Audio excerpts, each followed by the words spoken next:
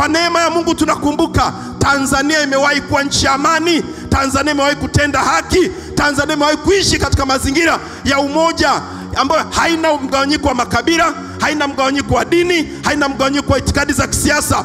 Wanasiasa ni waumini kwenye makanisa, wanasiasa ni waumini kwenye misikiti, wanasiasa ni waumini kwenye imani mbalimbali. Hakuna mahali ambapo siasa ilitugawa. Hatuna sababu ya kwenda huko.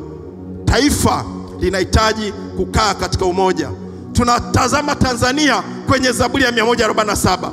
Wakati taifa linapokumbwa na migogoro ya kisiasa, umwagaji wa damu na utengano, Zaburi 147 inatoa ujumbe wenye nguvu wa matumaini, toba na urejesho. Kanisa likumbushe pande zote mbili kwamba kila mmoja amehusika kwenye hali hiyo na matokeo hayo. Tunachohitaji ni watu kutubu.